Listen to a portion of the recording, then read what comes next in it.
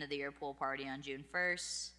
Kind of iffy weather, but we still had a fantastic turnout with families having some pizza and swimming. So we've been doing a lot of kind of pre-season events over at the pool. So we've had 4th hour preschool. We've had pretty much all the elementary schools going for like a party kind of stuff going on. Boy Scouts have done swim testing over there. We had swim team just start up over there. So although we're not open at full hours until another week or so, it's still busy when we're open, right? So it's really exciting to see. The weather has been on our side as well, which is a plus for that. But we have a lot of awesome new things and things returning in terms of athletics. Like we have badminton going back on. Jaquito has grown immensely over the last couple months in the Parks and Rec area. Youth cricket, we had the clinic on May 14th.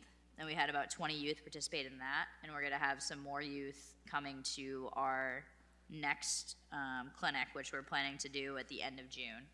So we're hoping that with the interest that we got with the youth cricket, we're going to be able to start a youth league in the fall. It's going to be a smaller league to start, but once word gets out, we can hopefully gain interest in numbers. For adults, we did start a Cornhole League. We just started that last week. We have 11 teams signed up. Wow. We're excited for that. We have the A and B division, so it's different skill levels, but they're enjoying themselves. And then we also have adult softball as well. As you know, it's a very popular program. People come to it every year. So we're hoping to continue to grow our softball and our cornhole leagues.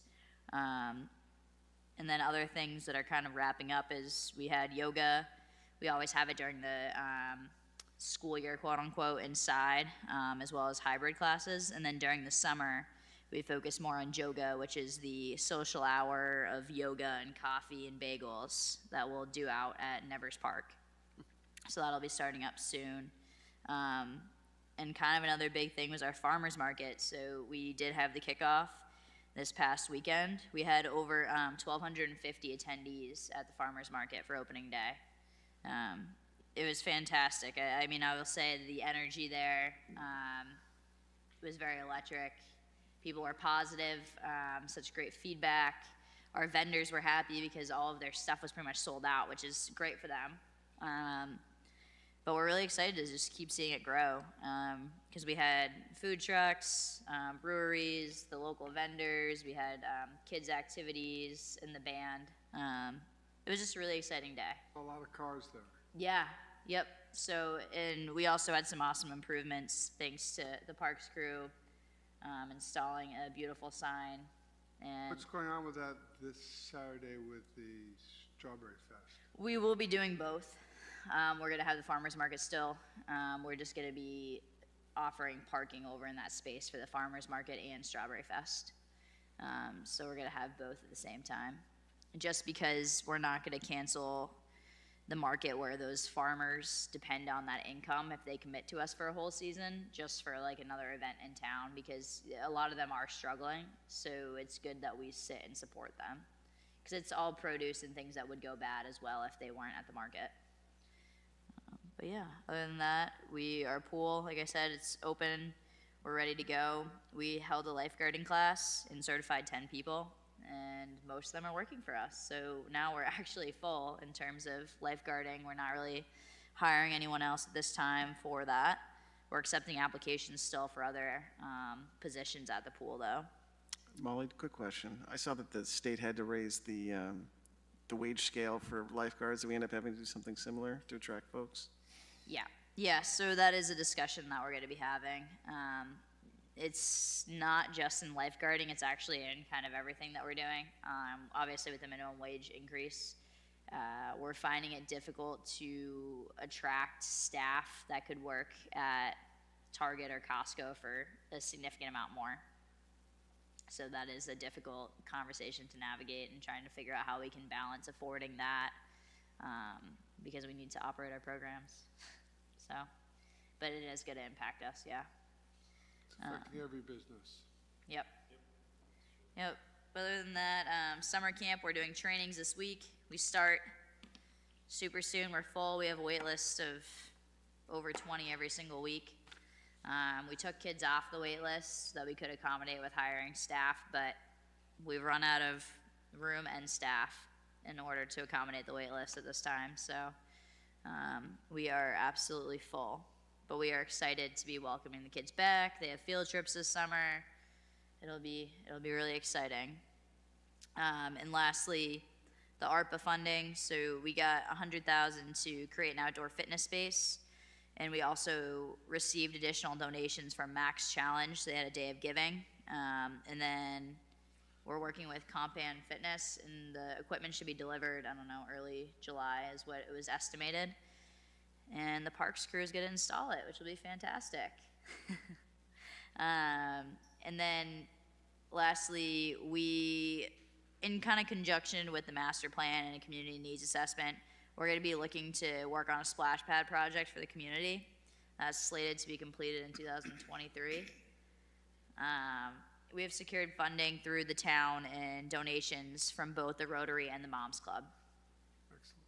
So some big projects going on at this time. I'm going to let John give updates. Can I just ask a question? For the fitness space, where are they going to do that in Nevers? Is that all around? Is that the whole loop? No, so it used to be that trail. We would like to kind of put some stretching stations along the trail, but it's not as accessible for people that utilize wheelchairs or have a hard time getting around in general, right? For a variety of reasons. So we wanted to make it a fully inclusive space, so we have equipment for all abilities, and it's going to be in one spot over by the Rotary baseball field. It's hard to describe the exact location, John, if you want to. It's fall side of, it's the fall side of the right field fence. Right. Over in the, where the fence is, that's over there now. I think the best way to explain it is that if anybody's been through Nevers Trails, we have some extremely old wooden exercise stretching stations. These are a lot more high-tech, modern. Compan is probably one of the top manufacturers of exercise equipment and fitness stuff around. One of the things is, like Marley said, we only have a certain amount of funds to do it. So the only way that we were able to do it is that we have to install the equipment. It's going to be a huge undertaking, but we think that we can handle it, and with the talent that we have in our crew, I don't think that's going to be an issue. Surfacing for the floor isn't exactly what I find ideal, but that's my personal opinion. I'd like to put apparently when you have an outdoor fitness center, you have to have a fall surface, but when you work out at a gym, you're allowed to fall on a hardwood floor. So I don't really understand that, but those are the rules. So we have to have an 8-inch soft surface underneath them. Which is rather expensive. Yeah, crumb rubber is going to be probably close to 80,000. Not crumb rubber, but the soft rubber that they walk on that feels like a soft mat. Yeah, is about $80,000. So we have some other things that we're going to look at, and we haven't made a decision on that. But that's the best way to explain, where it's going to be and what it is. But it is some pretty neat looking stuff, and we're hoping that we can even have some classes over there and groups and do some other different things, because I think one of the things that Parks and Recreation and Molly and her team has done is they have to look at new ways of making some money to change the way they look at things, and they certainly have done that, and I think that they have some great new ideas, and we're all pretty excited about them. And I think that's it. But as far as the Parks Department, if you want me to just move forward with that, unless anybody's got any questions. Questions on the pool. Occasionally, in the last few years, we talked about the maintenance of the pool and the cost to try to get that up to speed. And is that in pretty good shape right now in terms of? The pool itself is old. It's getting old. It's starting to show its age. We had some serious problems this year.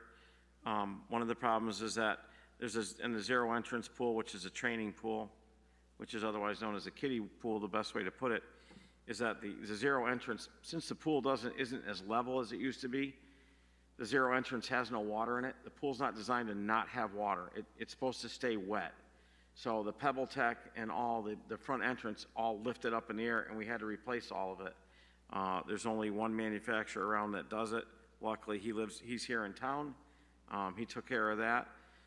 The pool's starting to show its age, you know, the mechanicals, it's getting older, the covers are getting older, and, but I gotta say, overall, it looks really, really good. I mean, the guys did a great job cleaning it, the guards are there, the maintenance people are all there. Pollution control helps us with the water quality. We got a couple of guys that take a serious interest in the water, in the pool, in my department. And the pool looks good. You would not know it's as old as it is. It's held up very well. Yep. But it's gonna bite us one of these days, unfortunately. Any building of a rec center, it would be prudent to use to put a pool in there, wouldn't it? Correct. I would think so, yeah. Yeah, so we would be looking at doing an indoor pool, which would actually play into our favor as well, because if we did have to do construction on VMP, then it would give us the opportunity to offer the community the indoor space while we're redoing the outdoor space, because living in New England, we obviously will have to do the repairs during the majority of the season. Yeah, I think some of the guesses that we got for repairs on the pool, if we tried to bring it back up to snuff, are almost double what it costs to build the pool. Could that be a possible site for a building where VMP is? I don't think it that's has the something we can land even. space, Yeah, unfortunately. there's not the land there. I don't think that would work Yeah. there. Probably not, I know, It's a trying to tough be question, but opportunist. I don't think there's enough property there. I don't either. Molly, you've done a good job too, funding this department in many ways, right? As John mentions, and it's a credit to you and your team and all you guys. Thank you. How does the pool fund, and what's your position, visitors and income there, and are you self-funded, or is that something that, so to speak, stays above water? Right, so the pool is more of an amenity to the town, right? It's more for the entertainment purpose for our residents. We don't really make money off of the pool. However, my team has done a great job at coming up with creative ways to bring in revenue through concessions, other pool pass options, and through rentals. We've actually increased our rentals over for lanes, so we have a couple different YMCAs who want outdoor pool practice, so they've been renting space. We've had individuals offer to rent lane space, groups, and the birthday parties have increased, so that avenue has brought in a little bit more revenue. Again, though, we're not making a significant amount of money. I'll be able to give you an accurate picture probably at our fall meeting of what we're gonna hit. I do think we'll make a little bit more revenue because of the rentals this year, though. We are looking at adding some fitness kind of classes out at the pool, because we think that could actually bring in some people to do some group X. We do have like an aqua class that will be hosted over at the pool this year. It's not as big as we, would want for revenue generation, but overall, it's just such a great amenity for the town, so we balance it out with other aspects of our budget to make it work. You take visitors, obviously, at a fee. Oh, yes, yeah, we do. And- We have a and visitor fee. What is that fee, or what is it going to be, maybe, or is it still? Because the pool is funded with federal money, we can only, a resident versus a visitor can only be, it can be double whatever. If it's, let's just, because I'm old, let's say it's $2 to get in, the maximum you can charge is $4 for a non-resident. We've changed the hours of the pool. Yep. We've done some things to accommodate residents, some special hours that they would have. There's no grills at the pool. That's actually changed a couple of good things. thing. It's actually made things a little bit better. Yep. We don't have, people that have the pool doesn't get closed down near as much as it used to because of illness. And then, the pool, everything is weather generated. If the weather's really nice, the pool's busy. But I will say one thing, if you want to see everybody smiling, go down to the pool. They're all happy there. Yeah, I think unfortunately last year we had the big storm that impacted the pool significantly, so we lost a huge amount of revenue from those last 3 weeks. It was 2 or 3 weeks, and people were requesting their passes, etc., refunds on them. So we did take a hit with that. So we're hoping that this year we can recoup a little bit. Anything else, Bill? That's it. Thank you. Thanks. Anything? Okay. Discussion topics. Anything up for discussion? I have nothing. Does anyone have something that's? We do have a pretty busy weekend, as Molly was saying. This weekend is the farmers market, the Strawberry Festival, and there's also a large lacrosse tournament at Rye Street. I'm going to imagine that's going to attract thousands and thousands of people, along with, the Strawberry Festival and the farmers market. We're going to have a pretty busy town this weekend. I think that's good for all the restaurant people and all the other businesses in town. As far as things that the Parks Department did, we completed the fire pit at VMP for the veterans. That came out absolutely stunning. The parking lot over on Ellington Road is just about done. We have to put some railing in and finish grading the property around it. The gardens are in full swing. We have gone through more compost at the gardens this year than we've ever gone through. As far as Little League kicked off their opening day, Pepin was actually playable. We're still having some struggles on that with the infield, and it's actually the infield clay itself. But I believe there was well over 1,000 people that attended the Little League opening day. A couple other things that we've been working on is the Priest property took a ton of storm damage about 2 years ago. With the environmental club, the high school, and one of the Dave Turkington, the parks manager, also has assisted in that, and they planted 12 new trees over there to take care of most of the cottonwoods had fallen down, which I don't think the neighbors are sad the cottonwoods all came out of there, since they kind of a messy tree. We lost quite a few trees over at Rye Street Park.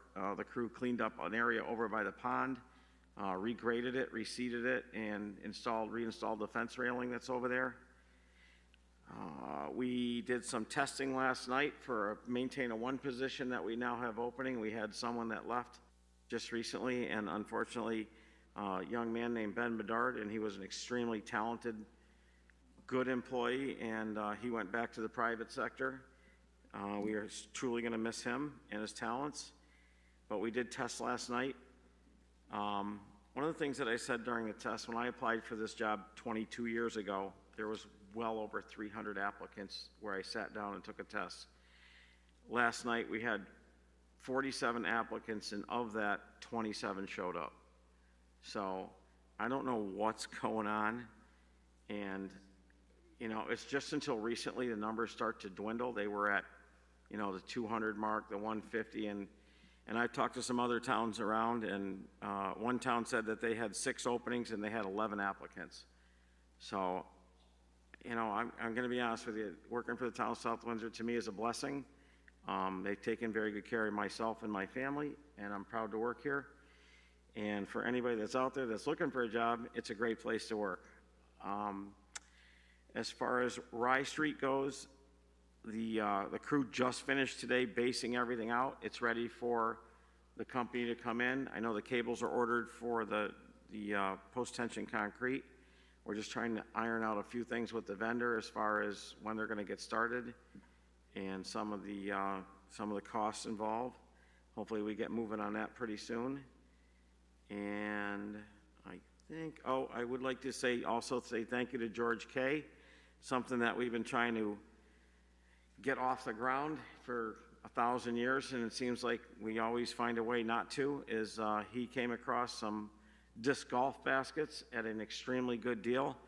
We were able to get those. We picked those up from George today. We're going to find a good home for those. I believe there were 12 of them. Yeah. And we're going to probably install some of them out at Lawrence Road Park. We might put a couple out at Wapping. We have found discs out at Lawrence Road Park already, so we know that people are playing out there. So we're going to put some in here and there, and we're going to see, what happens with it, and we're going to hope that takes off too, and maybe we can start, a league and actually open up an area and design a course, because I know that there's some people here in town that are design enthusiasts, or that's what they actually do. George knows them. So I think that would be pretty neat to get on board with that and start something with that, but I think this is a great start at an extremely reasonable cost. So with that, I think that's it. The Parks crew is, they've been working on the Buckland Islands a little bit. They've been some other plantings. We're just trying to get caught up.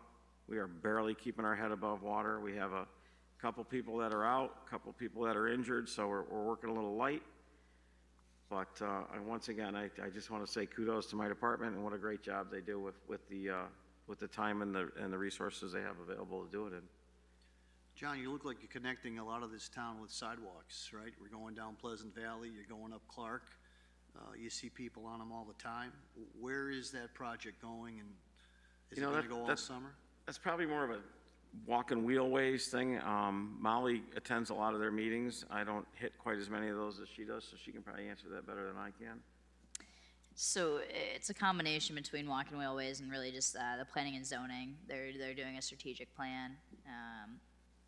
So I would contact Michelle Lipe if you want more information on that. I know that they are actively working on it, and Walking Wheelways is very passionate as well for trying to connect. They've followed up on several different parts of South Windsor. They're like, we need a sidewalk here, we need a connection. So they're very big advocates for it. There has not been much movement as of lately, though. Yeah, I've noticed they've extended from that Pleasant Valley Plaza all the way down to Clark, right, and then around that development there, so that's a good sign. It was a narrow street to walk, so that's important. But it's all new concrete, it's all new development, so it's Right. it's nice. Thank you, John. Thank you, Molly. Any questions? John? The chair would entertain a motion.